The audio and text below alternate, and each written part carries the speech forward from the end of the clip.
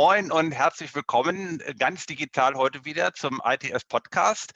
Mein Name ist Harry Evers, ich bin Geschäftsführer der ITS Hamburg 2021 GmbH, zuständig für die Vorbereitung und Durchführung dieses ITS-Weltkongresses im Oktober diesen Jahres. Und wir freuen uns heute ganz besonders, dass wir Professor Carlos Jahn als Gast haben im Podcast. Carlos Jahn ist Geschäftsführer des Fraunhofer CML in Hamburg und ich freue mich, dass wir da zusammengekommen sind und gleichzeitig unseren Jugendreporter Eddie, der auch aus der Schülerseite oder der Jugendseite als Student ein paar Fragen stellt. Schönen guten Morgen an euch beide. Hallo. Ja, und weil Mobilität,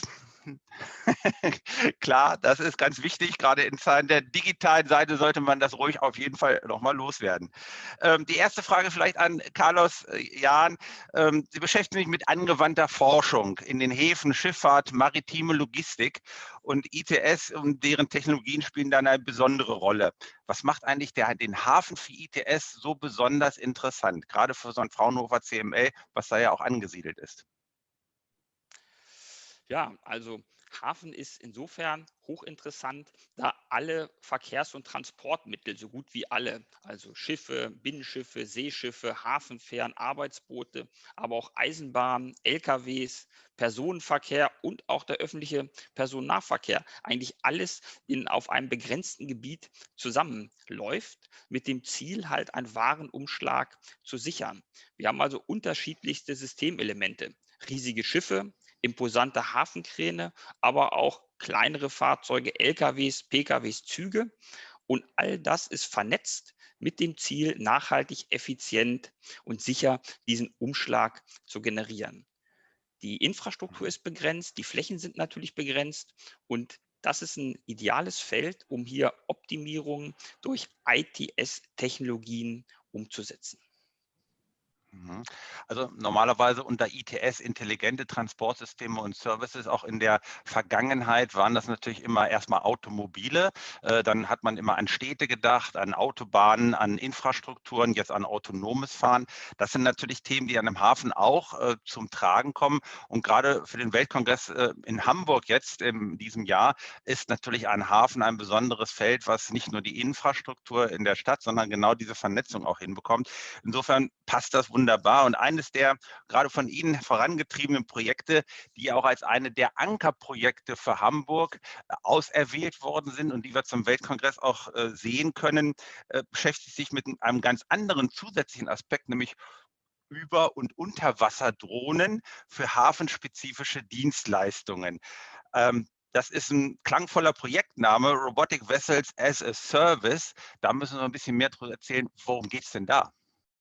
Ja, vielleicht insgesamt heißt natürlich ITS-Technologien nicht nur vorhandene Flüsse besser zu machen, sondern auch ganz neue Dienstleistungen und Geschäftsmodelle zu unterstützen. Und dies ist so ein Fall. Wir arbeiten an kooperativen, unbemannten Systemen. Und in dem Projekt Robotic Vessels as a Service geht es darum, dass ein unbemanntes Überwasserfahrzeug, was autonom fahren kann, ungefähr 2 Meter lang ist, bestimmte Dienstleistungen für den Hafen erbringen kann, und zwar hochautomatisiert. Zum Beispiel kann dieses Fahrzeug eine Unterwasserdrohne transportieren, im Hafen zu einem Einsatzort bringen, zum Beispiel um Kaimauern zu inspizieren oder Schiffsrümpfe anzuschauen Mhm. und dann wieder zurück zur Basis. Und das Besondere an diesem Projekt ist nicht allein die Technologieentwicklung, also ein Unterwasserfahrzeug automatisch auszubringen und wieder einzuholen, zu koordinieren, zu steuern, sondern das Geschäftsmodell. Und wir bilden ab den kompletten Prozess über eine Webanwendung von der Buchung dieses Service eines Kunden, der zum Beispiel seinen Schiffsrumpf untersucht haben will, über die Missionsplanung, die Steuerung der Fahrzeuge, Dokumentation der Mission, zum Beispiel Kamera- oder Laser-Scanning-Aufnahmen des Schiffsrumpfes, bis hin letztlich zur Berechnung. Und dieses gesamte Geschäftsmodell über das Internet, Sensorik, Einsatz dieser automatisierten Fahrzeuge, das zusammen darzustellen, zeigt, wie viel ITS-Technologien da drin stecken. Deshalb sicherlich auch ein Ankerprojekt. Ja, und im Oktober können Sie im Hafen sehen, wie dieses System aktiv sein wird. Spannend. Also ich freue mich schon. Gerade aus Hamburg sind ganz, ganz viele hochmotivierte Organisationen und Projekte in Vorbereitung und wir können uns wirklich darauf freuen. Ich habe ja schon ein bisschen mehr Einblick als viele andere. Also ich weiß, wie spannend das werden wird, nicht nur für das Fachpublikum, sondern auch für die Bürgerinnen und Bürger in Hamburg und darüber hinaus, die auch die Chance haben, mal diese hochinnovativen Themen zu begutachten, zu sehen, auch zu erfahren, was man alles heute schon machen kann und was nachher auch zur Sicherheit und zur Verbesserung von Infrastruktur und vom normalen Leben dient. Also jetzt haben wir einiges für diese Szenarien für Ober- und Unterwasserdrohnen schon erzählt. Im Hafen, wie geht es denn weiter? Was gibt es denn sonst noch tolle Sachen? Weil das ist jetzt ein konkretes Projekt, was wir uns schon angucken können. Spannend ohne Ende, aber so ein paar andere Themen gibt es sicher auch noch, ne? Natürlich geht es immer weiter und im Hafen sind natürlich auch viele Infrastrukturen, Suprastrukturen über Wasser, Kräne, Brücken und auch die kann man untersuchen. Und da sind natürlich Flugdrohnen gefragt. Flugdrohnen haben Mhm. natürlich den kleinen Nachteil, dass die relativ kurze Einsatzzeiten haben, der Hafen aber sehr groß ist. Und wir arbeiten gerade an Konzepten, eben Überwasserfahrzeuge autonome mit Flugdrohnen kooperieren zu lassen. Das heißt, wir verbringen eine Drohne zum Einsatzort. Sie kann dann ihre Aufgabe, Inspektion einer Brücke zum Beispiel durchführen und verliert durch den eigenen Anflug dadurch nicht zu viel Energie. Und wir entwickeln gerade eine automatische Batterie-Hot-Swap-Funktion. Das heißt, die Drohne kann auf das unbemannte Wasserfahrzeug kommen, dort beim Landen sozusagen ein neues Batteriepack schnappen und dann wieder in den Einsatz fliegen. Das ist ein Szenario, in dem wir arbeiten. Ein weiteres, etwas größeres Projekt im europäischen Rahmen, das Thema, wie können wir Müll aus dem Meer fischen? Und wir tun das mit einem System, was aus einem unbemannten Wasserfahrzeug als Mutterfahrzeug besteht, einer Flugdrohne, die den Müll aus der Luft identifizieren kann und 2 Unterwasserdrohnen, die helfen, den Müll zu systematisieren, festzustellen, dass man nicht versehentlich eine Qualle als Plastiktüte fängt und einer Crawler-Drohne, die dann den Müll aufnimmt. Und dieses Gesamtsystem, was wir im Europäischen Verbund entwickeln, soll getestet werden. Einmal an der wunderschönen Küste Kroatiens und im Hamburger Hafen. Aber das sind Projekte, die werden zum Weltkongress leider noch nicht fertig sein, allerdings kurz danach. Ja, das hört sich ja spannend an, was da an Möglichkeiten alles passiert. Also für das Thema Kroatien würde ich mich dann freiwillig melden. Da gucke ich mal, ob ich da vielleicht eine Unterstützung geben kann.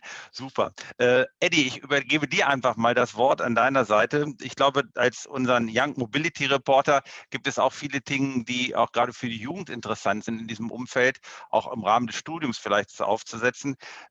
Einfach mal eine Frage, was würdest du von Herrn Jahn gerne wissen? Einfach mal rein aus der Sicht der Jugend herausgesprochen. Fragen also gerne von Eddie an Carlos Jahn. Ja, erstmal guten Tag. Ich würde mich gerne interessieren für also ich habe eher breitere Fragen. Und zwar erstmal, was für Vorteile hat das Wasserverkehr gegenüber anderen Verkehrsarten? Ja, der Schiffsverkehr hat erstmal den großen Vorteil, dass es eine sehr umweltfreundliche Transportart ist. Also man schätzt, dass so 90% der internationalen Transporte über den Seeweg abgewickelt werden. Denkt so um die 50.000 Handelsschiffe sind eingebunden und die verursachen zusammen noch nicht mal 3% der weltweiten CO2-Emissionen. Also ist es gemessen an der Transportleistung sehr umweltfreundlich. Der Seetransport ist sehr sicher, ein sehr sicherer Transportart und der Seetransport ist sehr günstig. Damit hat er die Globalisierung beflügelt, hat einen großen Anteil, dass viele Regionen der Welt, wie auch unsere Region, am Wohlstand partizipieren können. Und das sind große Vorteile, die dieses System Seetransport uns eröffnet. Ja, also und jetzt, Sie haben es noch erwähnt, also Schiffsverkehr ist sehr umweltfreundlich. Es kann aber immer besser sein, meiner Sicht nach. Also was wären da weitere Maßnahmen, die notwendig sind, um die Auswirkungen des internationalen Schiffsverkehrs zu verringern, zumindest auf die Umwelt? Ja, natürlich sagt es umweltfreundlich, aber Sie haben recht, man kann natürlich immer verbessern und daran wird auch gearbeitet. Ein ganz großer Hebel sind die Kraftstoffe. Und die verursachen natürlich den CO2, aber auch Feinstaub, Schwefel, gerade die fossilen Kraftstoffe. Und zurzeit ist eine Entwicklung, dass mehr und mehr Schiffe, neue Schiffe eingesetzt werden, die mit Flüssigerdgas fahren können. Das ist eine tolle Technologie, da damit die CO2-Emissionen nochmal deutlich gesenkt werden können, Feinstaub vermieden werden kann. Es ist aber aus meiner Sicht eine Art Zwischentechnologien, da auch Flüssigerdgas natürlich ein fossiler Brennstoff ist. Und eine nächste Stufe weiter in der Zukunft wäre natürlich Kraftstoffe einzusetzen, die nicht mehr auf fossilen Brennstoffen beruhen. Und eine Entwicklung ist hier Wasserstoff. Wasserstoff als Antrieb zu nutzen. Das gibt es in Pilotversuchen, gerade bei kleineren Fahrzeugen, also kleineren Schiffen, kleineren Strecken mit mehr Technologieentwicklung und auch dem Schaffen der Rahmenbedingungen wie Verfügbarkeit von Wasserstoff zum Beispiel, denke ich, dass in fernerer Zukunft eine sehr sinnvolle Alternative sein kann, beginnend mit Fahrzeugen, mehr und mehr noch nachhaltiger zu gestalten. Ja, super. Also erstmal schönen Dank, Eddie, für diese Fragen, die ja etwas übergreifender sind, aber ich glaube sehr interessant, weil man genau diese allgemeinen Fragestellungen zur Einordnung, was kann Schifffahrt beitragen und wo geht es denn grundsätzlich hin, ganz wichtig sind. Und Gütertransport, gerade erwähnt, und Internet der Dinge, also IoT, das ist ja etwas, was immer wieder in den Medien auftaucht und was natürlich gerade auch eine große Rolle spielt bei den ganzen ITS-Themen. Wie sieht es im Hafen dazu aus mit Internet der Dinge, also IoT? Welche Anwendungen gibt es gerade in diesem Umfang? Weil da gibt es ja ganz viele Umschlagssituationen und Lagerprozesse.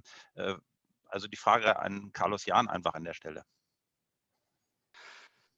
Ja, ja, das stimmt. Also die ITS-Technologien sind ja umfangreich und gerade IoT, also Sensorik, Kommunikationstechnik, was uns ermöglicht, von Objekten in Echtzeit Informationen zum Ort, zum Zustand auszutauschen, bietet natürlich erhebliche Potenziale, Verkehrsströme, Umschlagsströme im Hafen zu verbessern. Und da gibt es natürlich viele Anwendungen. Eine Herausforderung ist, und an der arbeiten wir zum Beispiel, an der Kompatibilität dieser verschiedenen Anwendungen zu arbeiten. Es entstehen jetzt viele Pilotlösungen, viele Anwendungen an verschiedenen Stellen der Welt, auch in Europa. Und wir bearbeiten gerade mit fast 30 europäischen Partnern ein Projekt mit dem klangvollen Namen Aitupanema. Und da geht es darum, eine Referenzarchitektur zu entwickeln für Europa, für IoT-Lösungen in Häfen, mit dem Ziel, dass wenn man zukünftige IoT-Anwendungen im Hafen entwickelt und sich an diese Referenzarchitektur hält, dass man dann diese Systeme kompatibel machen kann. Die EU verspricht sich natürlich einen Wettbewerbsvorteil global davon. Und um es mal konkret zu machen, es gibt neben der Referenzarchitektur, was sich sperrig anhört, entwickeln wir auch konkrete Anwendungen, um zu gucken, ob diese Referenzarchitektur tatsächlich wirkt. Und es gibt verschiedene Anwendungen in Spanien, in der Türkei und natürlich auch bei uns im Hamburger Hafen. Und die Anwendung, die gerade entsteht, entsteht zusammen mit der HADAC, unserem Hafenfährenbetreiber. Und worum geht es dort? Dort geht es darum, den Einsatz der Fähren und den Kundenservice durch IoT zu verbessern. Was konkret unter anderem gemacht wird, ist, dass wir Fahrgastzahlen mit Kamerasystemen erfassen an Bord der Fähren und vor allem auch an den Anlegern. Natürlich Kamera datenschutzkonform, es werden nicht Personen identifiziert, es werden die Mengen aufgenommen. Damit weiß man schon vorher, wie viele Menschen an welchen Anlegern sind und an Bord sind und kann den Fahrplan adaptieren und zum Beispiel die sogenannten Verstärkerfahrten. Wir kennen das alle in Hamburg am Wochenende im Sommer. Viele Touristen sind unterwegs, die Fähren sind übervoll, dass man diese Verstärkerfahrten optimal einsetzt. Die Informationen, auch wann die Fähren an bestimmte Anleger kommen, wissen wir denn vorher. Wir können die Ankunftszeiten prognostizieren.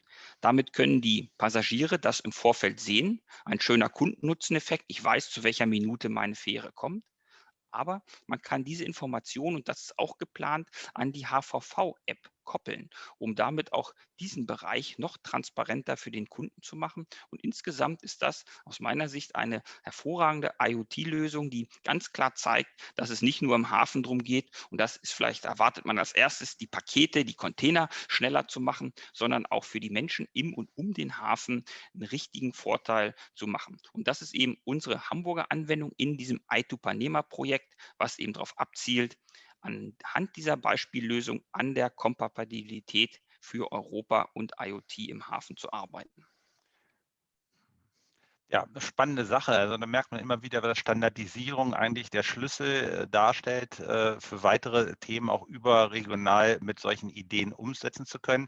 Referenzanwendungen sind wichtig, um zu erkennen, was ist technisch machbar, aber nachher ein Produkt und einen Prozess aufzusetzen, geht eben nur mit Standardisierung. Das Thema Fahrgastzählung gab es im ÖV ja schon sehr lange, die Übertragung jetzt in dem Hafenbereich auf die Fähren, ganz, ganz wichtig. Und ich denke jetzt nur an K2X-Kommunikation und all diese Dinge, das geht eben nur mit Standards. Ich glaube, es ist ein ganz wesentlicher Schritt in die Zukunft. Technologie haben wir jetzt gesehen, aber wie sieht es denn ganz konkret jetzt auch gerade mit Ihrem Institut in Hamburg aus? Da tut sich ja auch einiges. Also so ein paar Worte dazu vielleicht, was sich da alles so gerade im Entstehen ist und wie die Situation dann gerade auch fürs Institut aussieht. Ja, sehr gern. Also bei uns stehen die Zeichen auf Kurs Wachstum. Uns gehen die Ideen für neue Innovationen überhaupt nicht aus, und zusammen mit unseren Kunden und Partnern sind wir an vielen, vielen Stellen in Pilotlösungen, in Innovationen erfolgreich im Hafen, in der Schifffahrt, in der Logistik. Und das hat dazu geführt, dass wir natürlich mehr Raum, mehr Technologieplattform brauchen. Und wir sind sehr froh, dass gerade ein neues Gebäude für uns im Harburger Hafen entsteht, wo wir neben Büro vor allem Versuchsflächen haben. Und wir werden noch eine noch breitere technologische Ausstattung anbieten können. Zum Beispiel werden wir ein Ponton haben, um mit unseren autonomen Wasserfahrzeugen besser arbeiten zu können. Wir werden ein Forschungsfahrzeug, also ein bemanntes Schiff, was auch unbemannt fahren kann, was als Datensammler fungieren kann, was für die Drohnenkooperation eingesetzt werden kann, anschaffen. Und wir werden zum Beispiel auf unserem Dach des Gebäudes einen Antennenmast haben, wie ein Schiffsmast mit Radar, sämtlichen Sensoren, die ein Schiff hat, die wir erproben, verbessern können, aber natürlich auch ein eigenes 5G-Netz, um zum Beispiel Logistikprozesse in Echtzeit bei uns nachstellen und weiterentwickeln zu können. Kurzum, wir sind sehr froh über dieses Wachstum, was sich aber aus den vielen interessanten Anwendungen in dem maritimen Umfeld dieser Technologien ergibt, denn wir sind marktorientierte Forscher und wir blicken sehr positiv in die Zukunft, dass wir hier noch mehr Innovation unterstützen können. Und wir freuen uns sehr darauf. Ja, klasse. Also ich bin auch gespannt. Zur Einweihung komme ich gerne vorbei, wenn ich eine Einladung bekomme, um die neuesten Dinge natürlich auch vor Ort zu sehen. Und ich glaube, das ist ganz wichtig, dass die reale Infrastruktur, das Reallabor, was man um sich herum hat, und die eigene Forschung super zusammenpassen, dass es nicht nur aus dem Labor Entwicklungen gibt, sondern die wirklich sofort in die Erprobung gehen. Und ich würde gerne einmal noch an Eddie übergeben, vielleicht für eine Schlussfrage nochmal aus deiner Sicht nochmal, was gibt es noch an wissenswerten Fragestellungen aus deiner Sicht? Ja, also ich würde mich gerne interessieren, diesen Jahr im Institut für Maritime Logistik an der TU, der Leiter. Und ich würde gerne wissen, inwiefern alles, was wir heute besprochen haben, sprich intelligente Technologien, Nachhaltigkeit, in die Lehre integriert wird. Ja, also das ist das Schöne, dass ich sozusagen zwei Hüte aufhabe. Einerseits bei Fraunhofer CML diese sehr angewandten Projekte vorantreiben darf und der zweite Hut an der Technischen Universität lehren darf. Eine begnadete Aufgabe, die mir sehr viel Freude macht, jungen Menschen was weiterzugeben. Und was wir machen, dass wir unsere Erkenntnisse aus den Projekten in die Vorlesungen fließen lassen, insbesondere natürlich in die Mastervorlesungen und zum Beispiel, wenn eine Vorlesung ist im Beispiel Hafenlogistik, wo wir eben grundsätzlich natürlich den Aufbau von Häfen, wie funktionieren Terminals, was ist wichtig erklären, aber wo wir auch neueste Erkenntnisse aus den Projekten einfließen lassen und auch hin und wieder ein Projektleiter, der im Projekt aktiv ist, mal in die Vorlesung kommt und direkt erzählt, was sind die Hürden einer solchen Innovation, was sind die Vorteile, wie geht das und auch was sollte man lernen, dass man für solche Themen später gut vorbereitet ist. Also da ist ein direkter Rückfluss, der in dem Fall einfach ist, da ich mit den beiden Hüten beide Seiten sehr gut sehen und vereinen kann. Ja, also recht schönen Dank für die interessanten Ausführungen. Schönen Dank an Eddie. Nettes Schlusswort nochmal dazu. Carlos Jahn, schönen Dank für die Einblicke. Ich freue mich auf den Weltkongress im Oktober mit vielen Ideen, Projekten, Vorführungen, nicht nur für die Fachleute, hatte ich schon gesagt, sondern auch für die Bevölkerung. Und alles Gute für einen weiteren Fortgang, sowohl der Projekte als auch für die Bauvorhaben. Schönen Dank für das Gespräch. Bis dann.